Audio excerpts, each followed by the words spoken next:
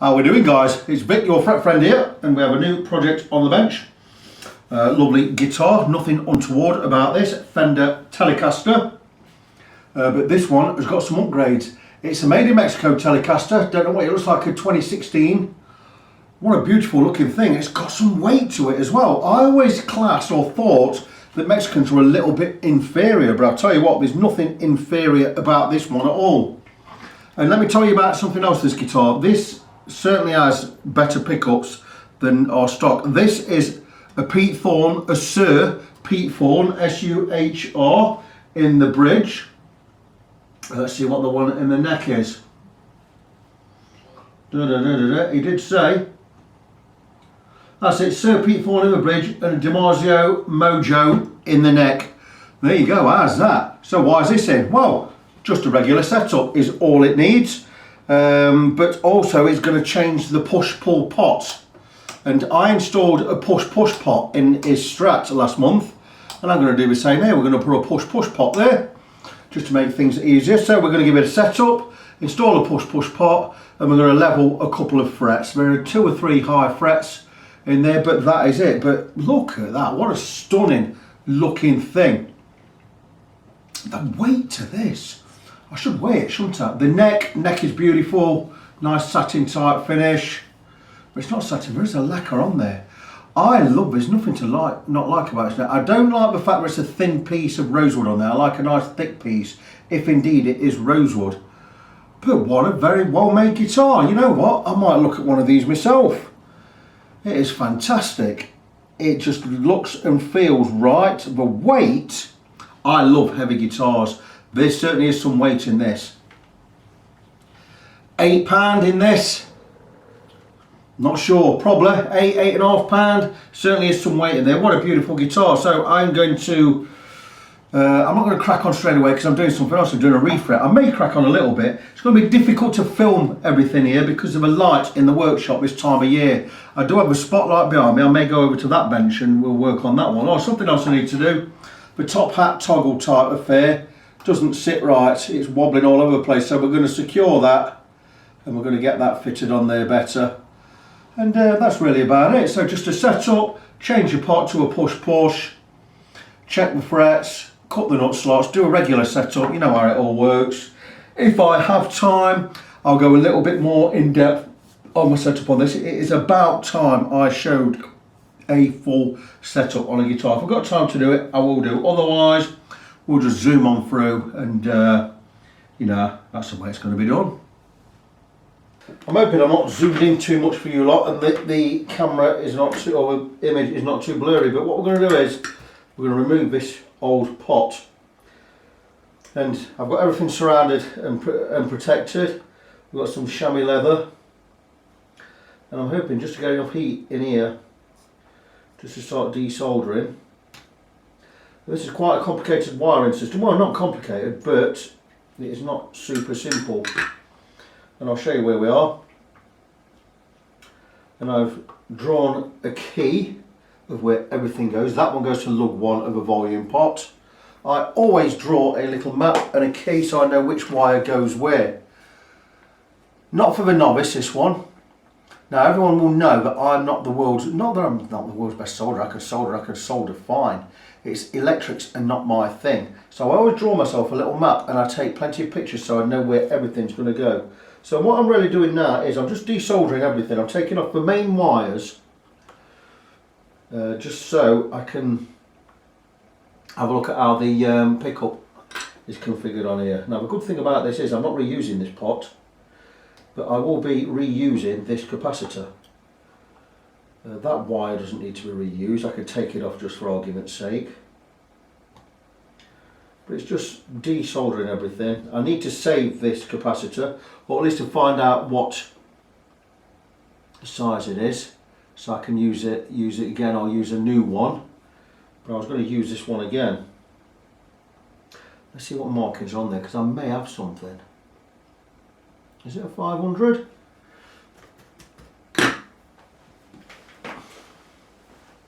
Because if that is the case, if it's an 05, an 047 will work. Okay, so I'm saying 503, I think. I don't know what it is. I'm going to save it and I'm going to use it again. That way, I'm not going to have any problems, am I? We're going to know exactly what it is. Now, that doesn't need to be that long because I can just connect that to any earth side. Just see if this iron's hot enough just to remove it.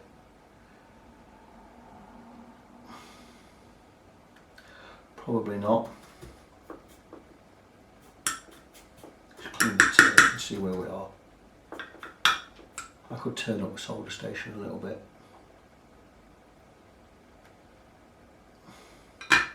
Okay, bear with me.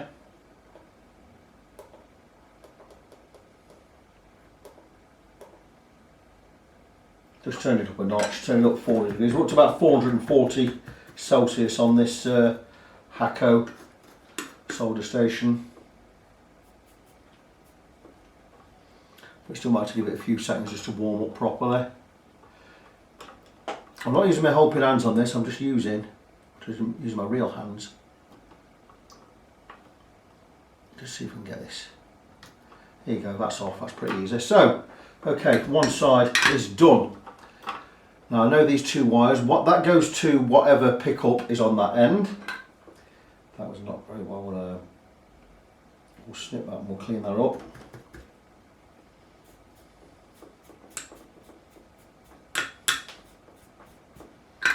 That goes to lug 1 over volume, that goes to the other pickup. I know where it goes corresponding to the new push-pull on there, because green to the green, everything's marked up anyway. So I need to look at this side, right.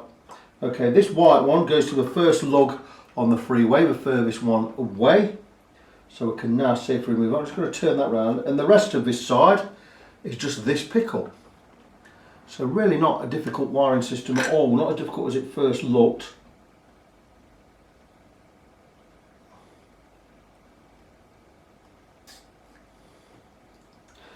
And that one's off, that's good. Big piece of wire there. That'll be a bit of a nightmare to solder back on that. We'll clean that up, we'll tidy all that end up in a bit. So all I really need to do now is remove the pickup. Again, very straightforward. Just check this corresponds to my diagram. Red and white pickup at the bottom, black wire on the pickup at the top, and the middle one is just the white going to the three-way, lug 1, that's absolutely fine. So again, let's get rid of this earth wire first.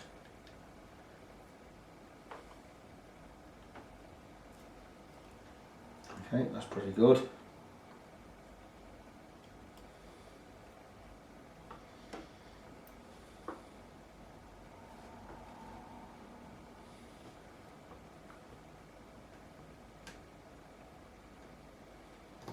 The pickup wires are not the most difficult to solder, they're pretty easy.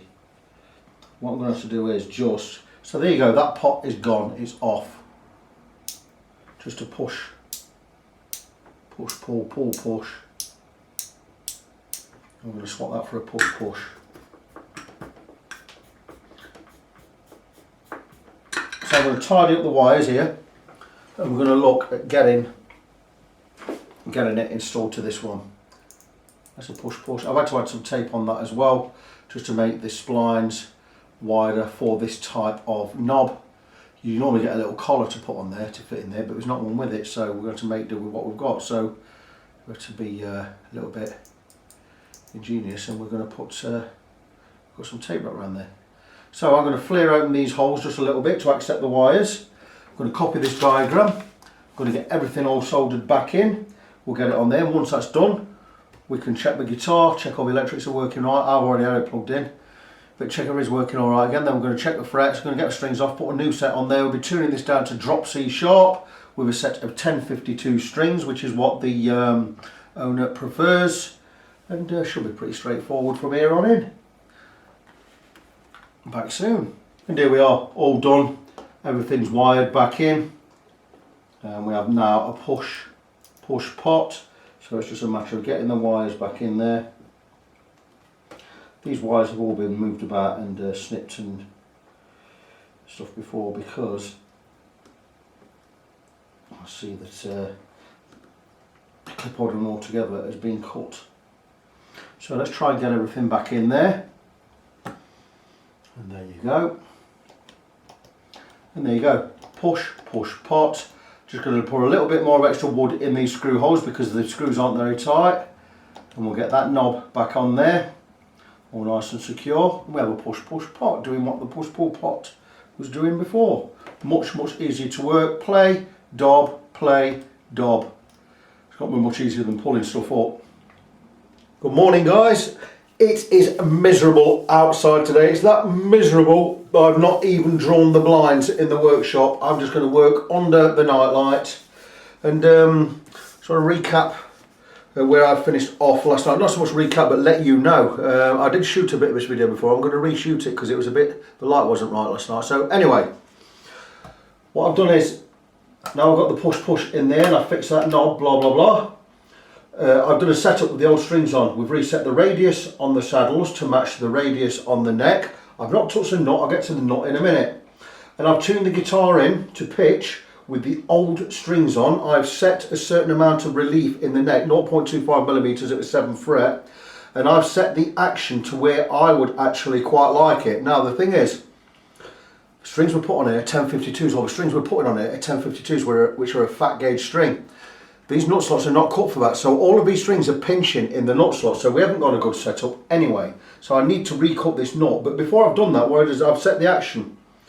And now the thing is, when you've got a fatter string, you're going to vibrate more, so we need to set the action maybe a little bit higher than normal. Now this was set ludicrously low, and I mean ludicrously low in my eyes, but if it plays without buzz, that's fine. But the action here was 0.5 millimetre on the 12th fret on the first string, and about 1 millimetre on the 12th fret on the 6th string. Now that to me is too low even for thin strings, but it is how the player likes it. I've talked with Russ, he sent me a message today and he actually likes it low, and he says he's not bothered about a bit of fret buzz on the bottom strings because he plays with a lot of drive anyway.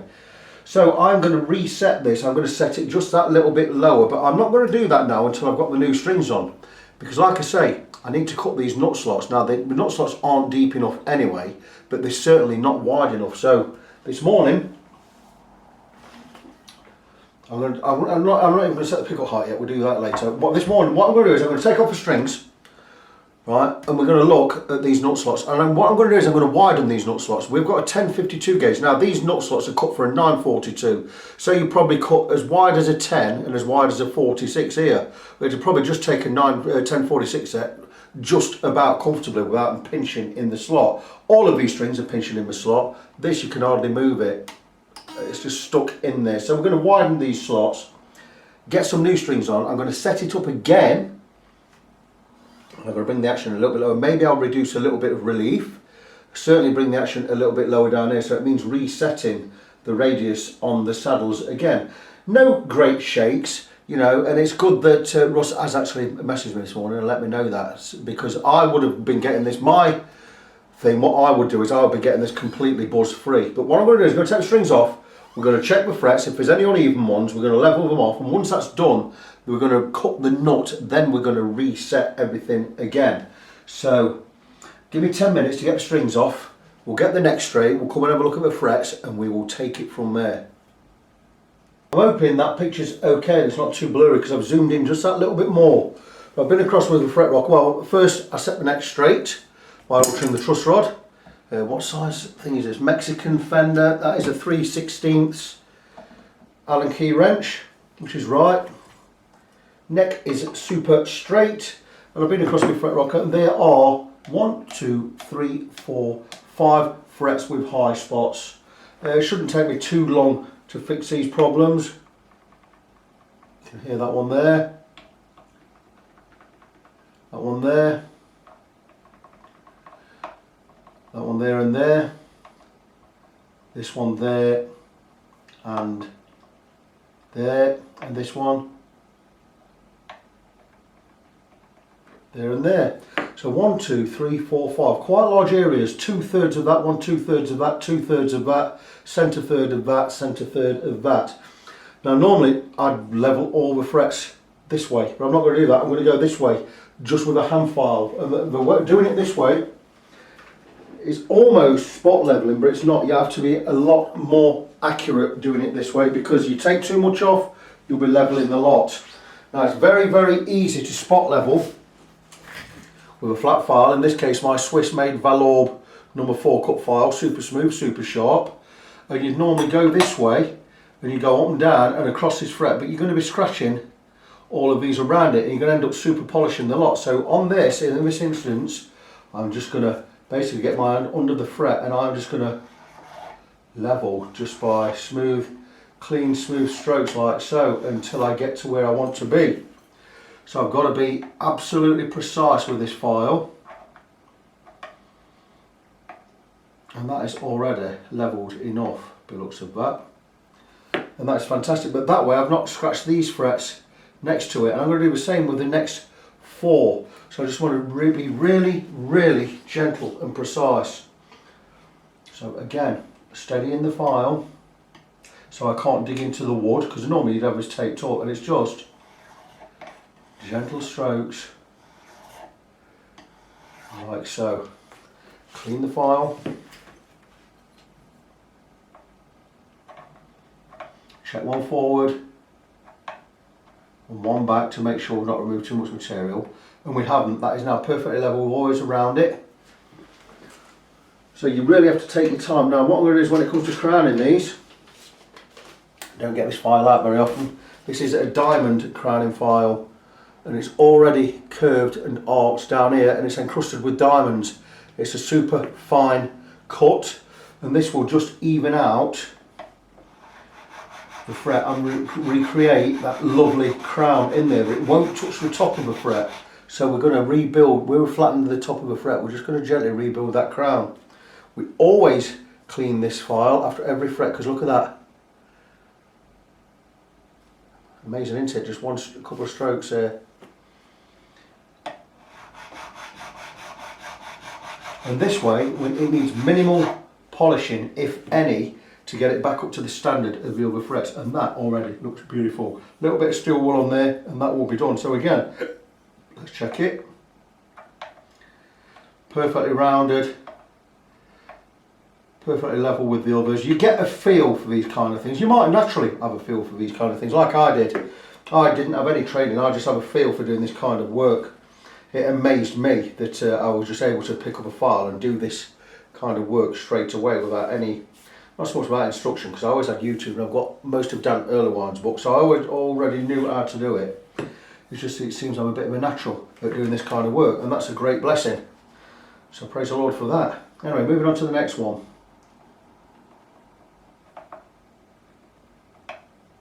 And though it may be rocking, it may not be a lot in it. It could be an nth, even an nth of a millimetre. But a rock is a rock and a high fret is a high fret, and we do want them precision levelling. So again, steady the file and follow the arc of the radius of the neck. And it's quite easy to do if you've got a steady hand. But just, that's me. Always clean. A few strokes.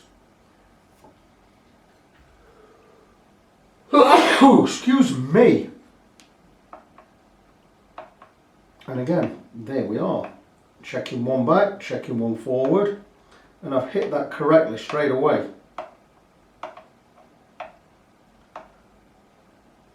I want to know which one you've just done sometimes. Again, wipe the file.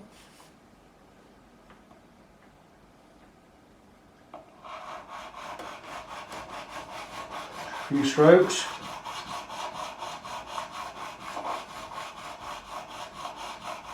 Super smooth file, and again, let's have a look. Look at that. Amazing, isn't it? Just do a wet wipe, and that's it, that's that one done. So again, check in, level, level, check one back, and one forward. Spot on.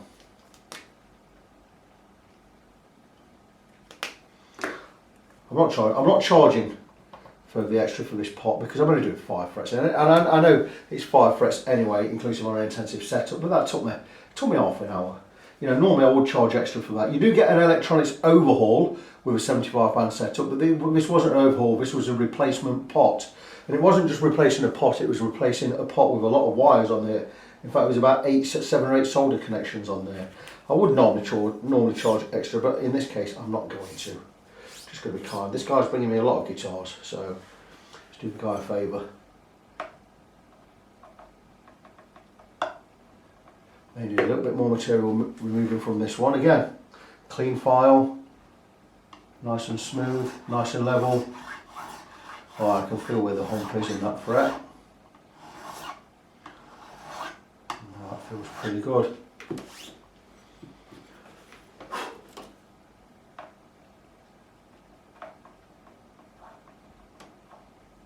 Still high.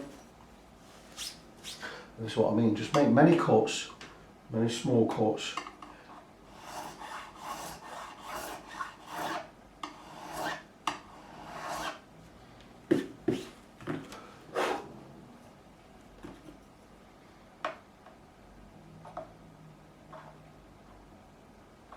That feels good. One forward, very good. The one we've just done. Go one back, and that is that fret level. So again, diamond file.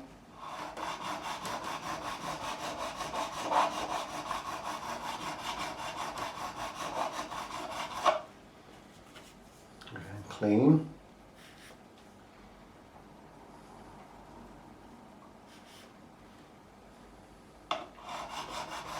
And that is almost, in fact, almost doesn't need any polishing. Let me tell you, that's just beautiful.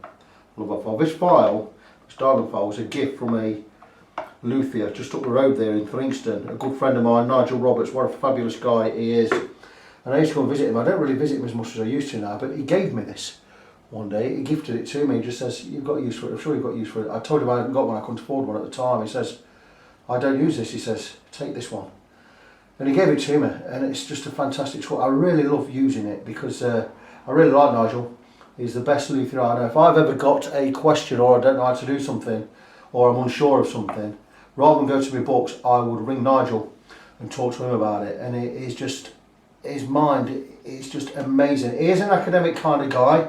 He's a brilliant mathematician as well as being a brilliant luthier, and he is so pleased to share his wisdom and his knowledge, and I love that. And I really treasure this file. I don't use it a lot because I've got my StuMac files and my Z files and that, but when I do use it, I really enjoy using this because it puts me in mind of Nigel, and he's a great guy. Anyway, moving on. 2 more to do. That's quite a high one in the middle.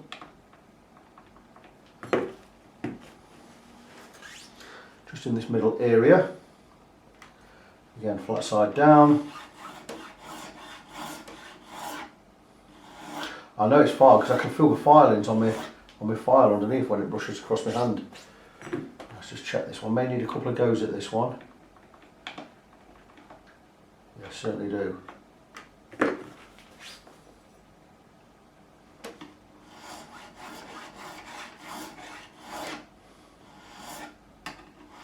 Sometimes it may just have a high bit on the edge of the fret, not right in the middle. So sometimes I slightly angle the file just as I'm going across, just to create a bit of evenness over there. And there you go, there we are, and we're there. We check one forward, that's fine. We check one back, also fine. Check again for good measure, and that's beautiful. Clean the diamond file.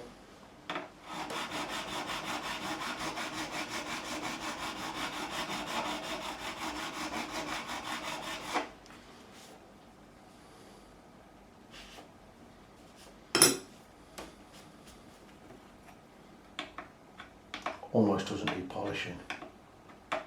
One back, one forward, and that's beautiful. Last one. Again, just over the middle.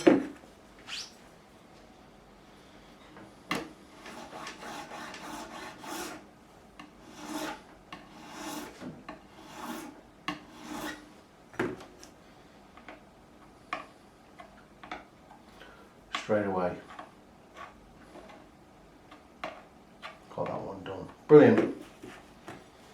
So when you know what you're doing, it's not a difficult job to do. You do have to just practice and practice if you're thinking of taking up this work. You may be a natural, but even though as a natural, still practice and hone your skills. I've put so many hours in just honing my skills using old necks, old frets. I was even advertised at one time for necks, and people sending me necks to work on, just to not to learn how to do stuff, but to hone my skills, you know, and to work out better techniques and better ways to do things.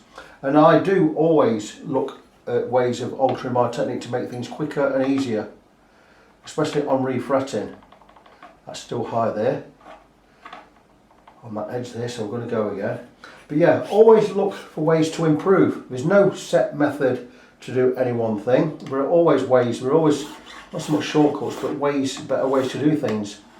That's why I still watch a stupid amount of videos on YouTube to see if there's anything new come up, or there's a new tool, or there's a new way of doing things. You know, as a human being, you should always look to improve. Seek truth, you'll find it. But yeah, always look for ways to improve and do things better. And there you go. We are now. That's fine. So the frets are now all level.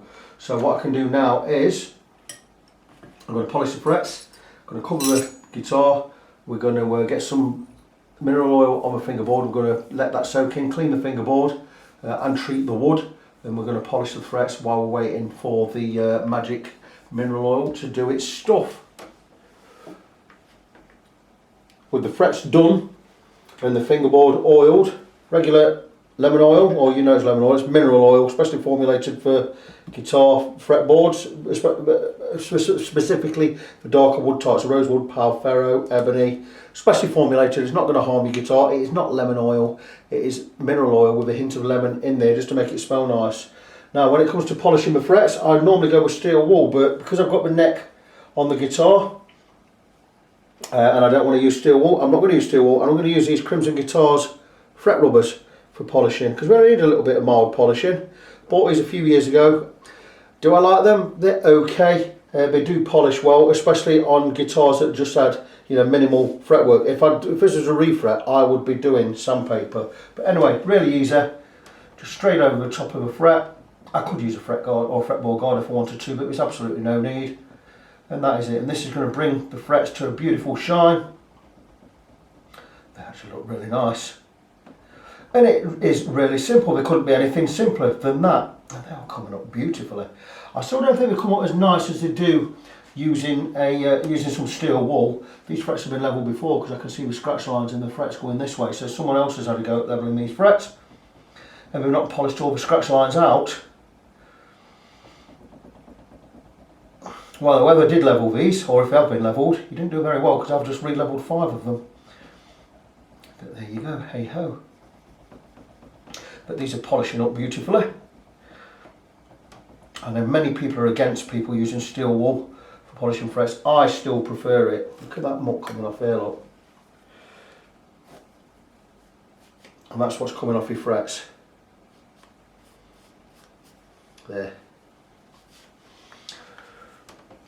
But yeah, steel wool I think is brilliant. It brings frets up to a brilliant shine, brilliant polish, especially when you've been over with 5 or 6, 7 grits of sandpaper. But yeah, the fineness can get in the pickups. I always tape up my pickups when I'm using steel wool. And normally, if I hadn't left a neck on the guitar, I'd be using steel wool right now. Some here, look. But because I can't be bothered to move the neck, we'll go with fret rubbers today. And a fine job they are doing. And again,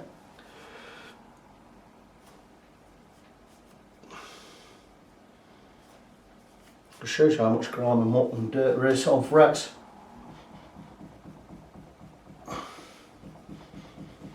This is also to do with what the frets are made of, the metal. Maybe they've had some polish on there as well. Polishing compounds always come up really dark.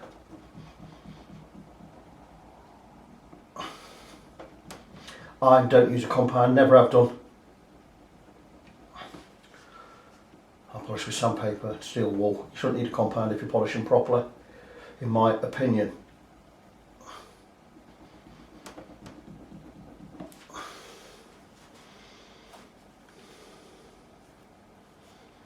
Look at that.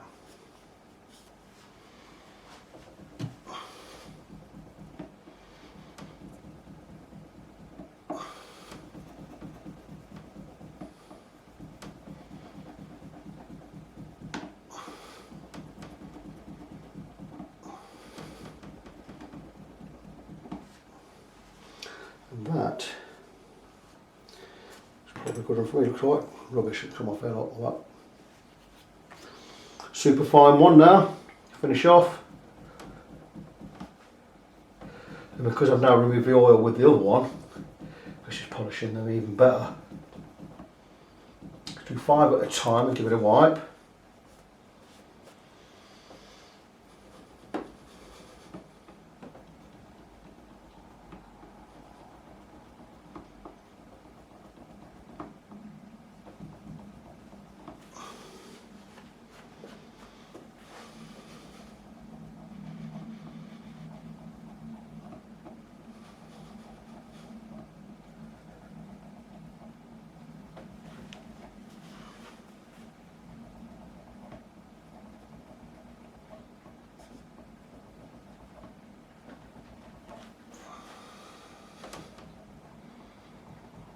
And there you go, all done.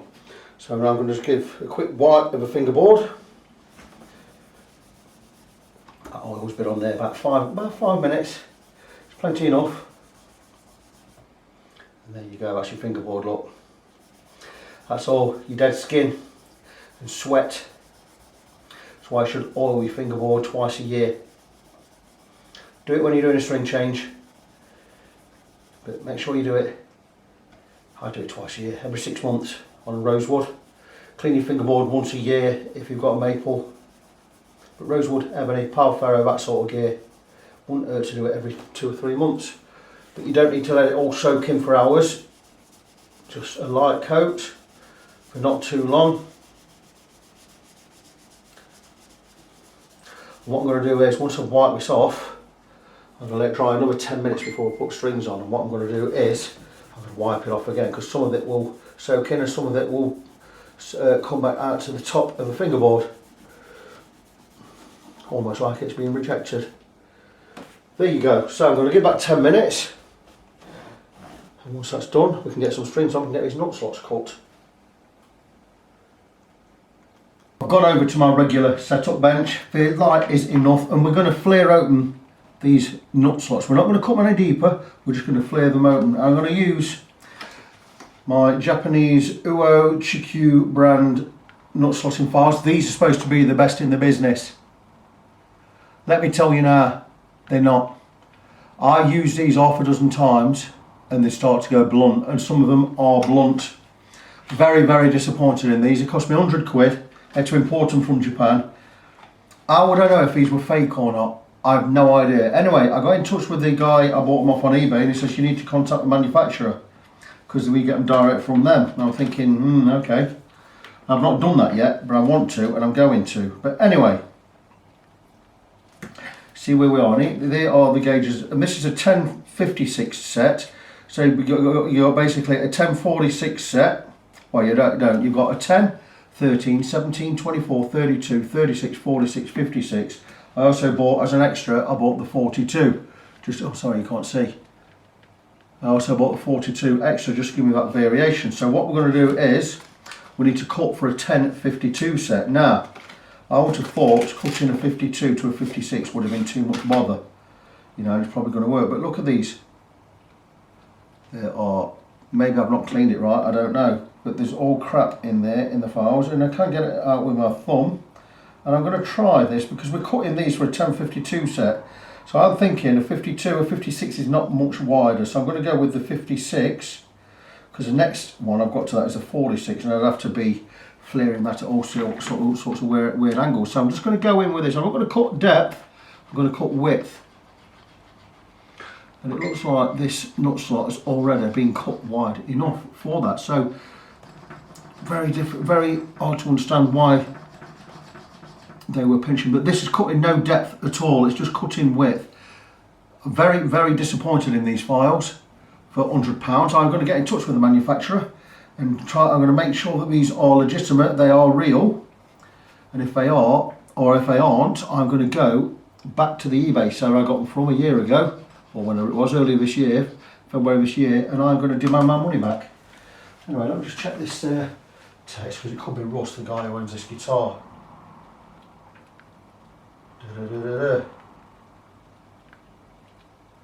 Right, bear with. Oh, that's a nice message there from Clive Eastwood of Beaver Guitars, a guy I used to go and visit now and again. We're good friends. He builds guitars, he's a luthier, builds guitars, he builds mandolins. And I've not talked to him for a while, and I was thinking of him this morning, and he's just sent me a text, a long one, so I'm going to go read that in a minute. But anyway, let's have a look and see where are these strings. So I've put a 56 in the 52 slots. Then we've got a 42, which is there. Now the good thing is, here is a 42, so we're just going to make sure again that that is wide enough. And it is, or it is now. So 42, so that's good. The next one down will be a 30. Do I have a 30? No, but I have a 32. So we're going to go with the 32, which again will be fine.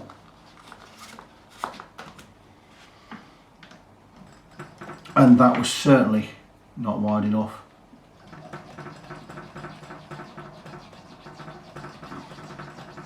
But you see, these are not cutting any depth at all. We crap these files.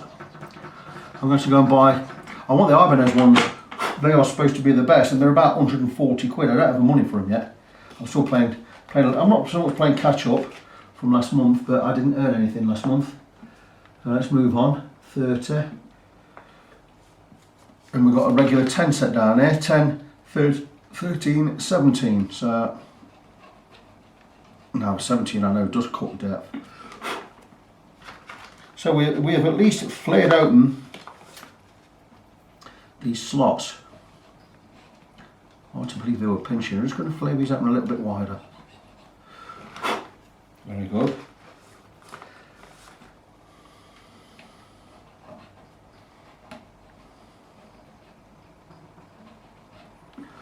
And there you go. So we've flared those open. So now we can get some strings on, and we can look at cutting these to depth.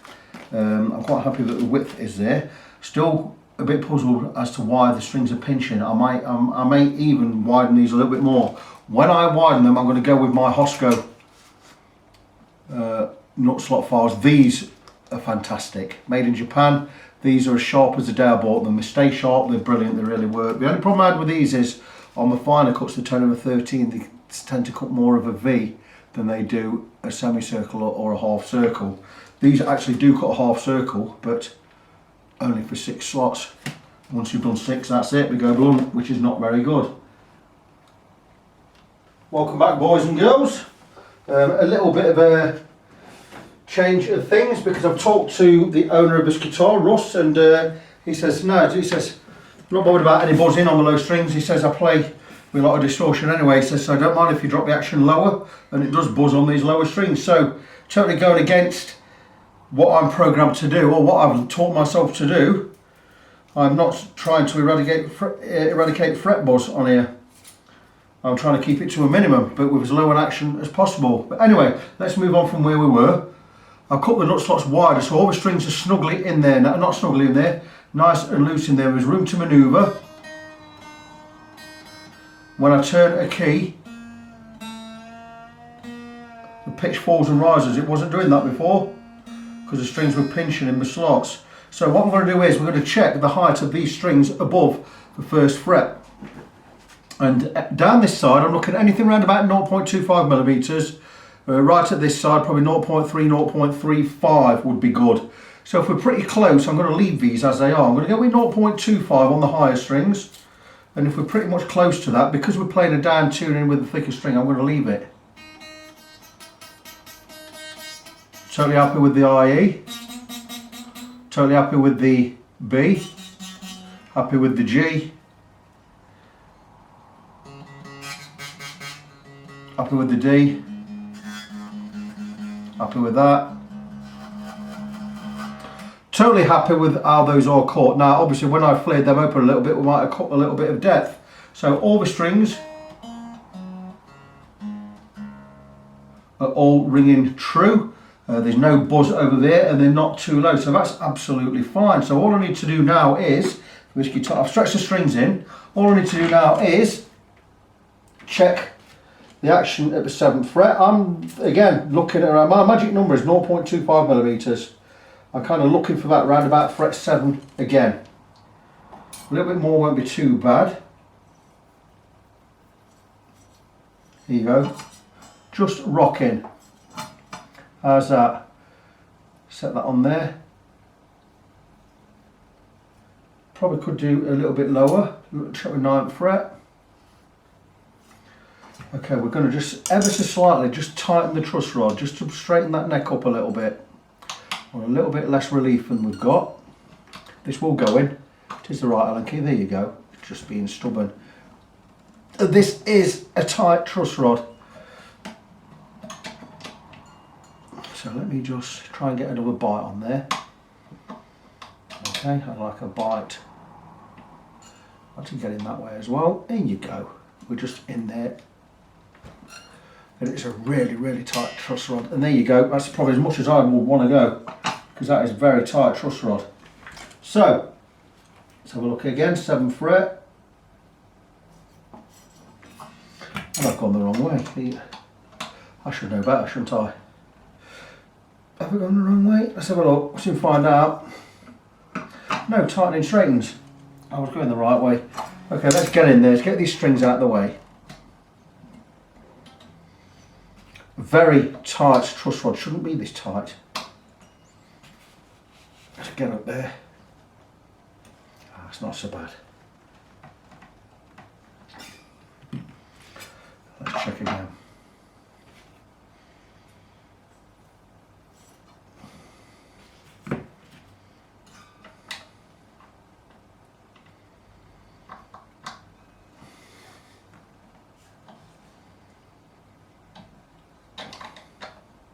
I don't like these Mexican jobbies. Massive Allen key here. There you go, quarter turn, good quarter turn there. That should be spot on. So let's have a look, see where we are.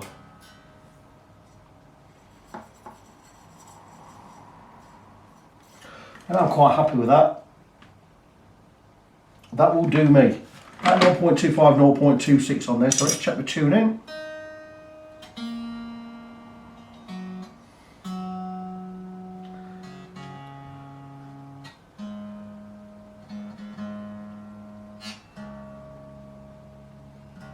So drop C sharp. I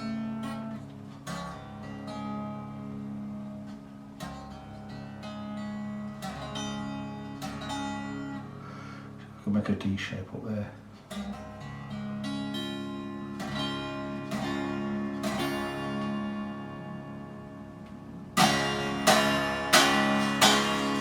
Doesn't that sound good? A drop tuning sounds fantastic. So let's check the action at the 12th fret. What are my tools out? Obviously thought wrong. I did buy a Stumac Imperial measurement tool just to get used to Imperial measurements. I'm going to go and get the metric one next. Next time I order from Medinta in Spain. Let me just check this. Check my post. That's nothing. No one there. I wonder. Keeps playing up, my messenger. Don't know what it's doing. Yep, still playing up. Sent over a message where I haven't, so I don't know what's going wrong with that. But anyway, let's ignore that. Let's go and check the action. 12th fret, 0.06. That is just over 0.5. I'm going to drop that a little more. Talk to the owner. I need a 1/20th Allen wrench. I'm going to go just that little bit lower.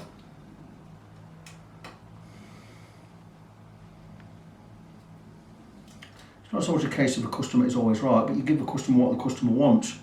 Let me tell you something, if I say something and the customer says different in this workshop, there's no way the customer's right, I'm right. Ish.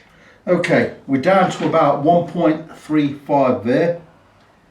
That's low for a standard tuning. I'm going to take it up to about, yeah, we're about 1.35, about 1.4 there. That for me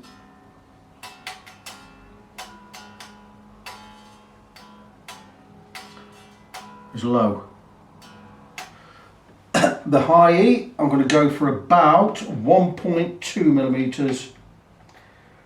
It's just over 1.25, so we need to drop that a little.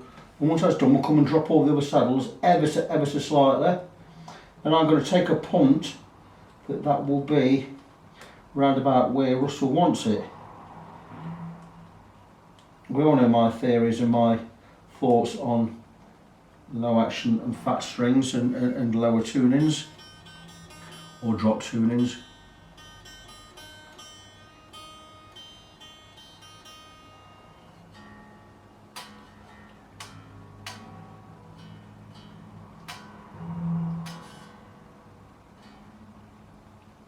Okay, check these measurements again. About 1.35 there. Let me give you the measurement in imperial.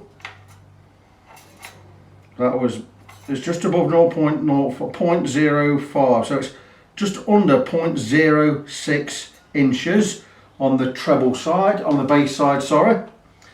And on the treble side, the 12th fret, it is just under 0.05.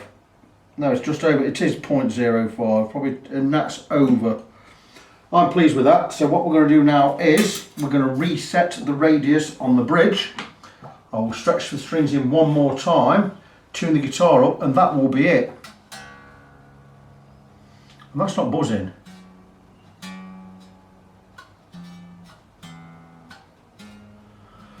Tantamount to how good this guitar is and how good these necks and frets are on these things. Very, very surprised. It's certainly better than the Chinese Fenders I've had in this workshop. I've had some horrendous Chinese Fenders in here. I think they're I don't think they're utter garbage, but I don't like them. They require a lot more work to get right, and they have crap veneers on the necks. Right, there you go. Right, we can drop these strings considerably. So let's get them to where they want to be. That's good.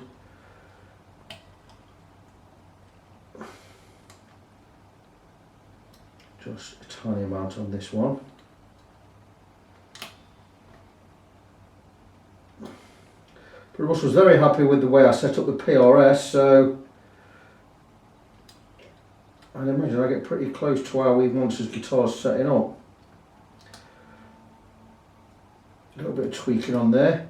I've already done the intonation best I can. I cannot get the low E intonation spot on because we're right at the end of the treble and it will not drop anymore. It is a tiny bit sharp. We just have to live with that. That's the way it goes. So,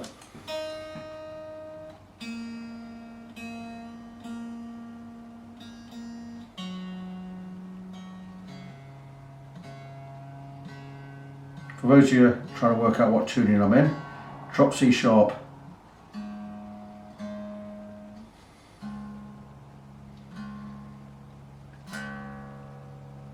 That's all good. Just check these saddles are level. You're not supposed to have an arc like that. You're supposed to have each saddle level. It does form the arc, but each saddle should be level. So we're certainly higher on that side than this. So if we drop that down a quarter turn, we'll raise this one up a quarter turn, and that gives us the same height. And that looks pretty good. Rest of them, so a lot. A little bit low on this side, so we're going to higher it by an 1/8 turn and lower the other side by an 1/8 turn. That brings it level, and that's good. Same with this one. Raise, lower a 1/16, raise a 1/16. And all these saddles are nice and level, and we have that beautiful little arc going across there. So one more string stretch, and this guitar will be set up. Never go too gung-ho on the IE. Snap too many to go gung-ho.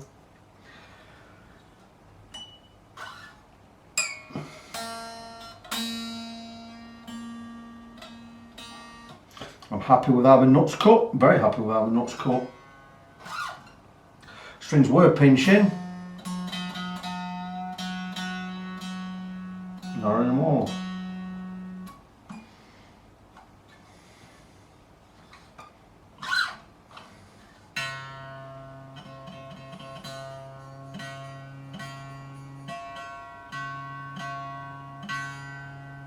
Something I always tell my clients as well when they take the guitar away, because I don't play them in. I don't play them in for hours. I always say your tuning may be out a little first few days. Just keep stretching the strings or just keep tuning in, because I've probably not got as much stretching them as you would if you was playing it. Now when I tune my own guitars or put strings on my own guitars, I'm going to be playing them all day. So once they're in tune, they're done.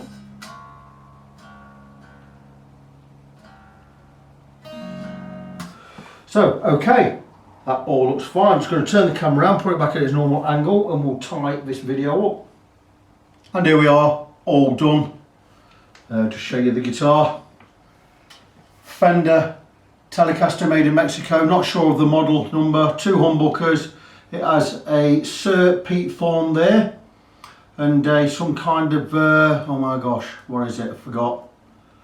Some kind of Satriani pickup in there anyway, I'll tell you in a second. My goodness, I'm going to pick up my phone and have a look and go through what Russell already told me. I know what it is as well. But anyway, lovely guitar. Came in, needed more than a setup. It's had some frets levelled. Also, we installed a push-push pot, remove the push-pull. Where are we? Bear with me a second. Just get on to Russ's. He did tell me what these pickups are. Right, right. There you go. Dimarzio Mojo. So you've got a Sir Pete Thorn in the bridge and a Dimarzio Mojo in the neck. Brilliant stuff. Like I said, we replaced the push-pull or the pull-push with a push-push. Much better. I've also tightened behind the switch as the knob was bobbling about and about to fall off. Given it a complete setup, recut the nut, levelled some frets, recrowned and polished all the frets. Well, we haven't recrowned all of them, recrowned the 5 we used. And it's a beautiful guitar. Strings, we have gone for some skinny top, heavy bottom Ernie balls, 1052. That's why we had to recut the nut, and the guitar is finished. And what a beauty! And it really has some weight to it. I really like this. I might go and find out how much these are. Might have one myself. I would love a double humbucker Telecaster. I would certainly put a coil split on there as well, as is. I'd coil split both pickups, or I'd even give an option where you can split them out to phase them or whatever. I like the neck on this. Rosewood's a little bit thin, but certainly thicker than on my Chinese models. And what a lovely, lovely guitar. 2 things I need to do, what I've not checked, is just tighten up the strap pins, or just check the strap pins. I needed a little tweak just to test. Now, see where we are. And nothing on that. That's brilliant. So it's all done. 2017 Fender Telecaster made in Mexico. Beautiful, beautiful guitar. I really like it. But that is all done, ready to go. So just remind you of my websites before I sign off. I've got facebook.com/ng17. That's facebook.com/NGONESEVEN. You can also go and check out fretfriend.co.uk. But that's it for this one. I'm going to move on to the next one. So this is Victor, your fret friend, signing off. Until next time, God bless you. Be good to each other, and I will see you next time.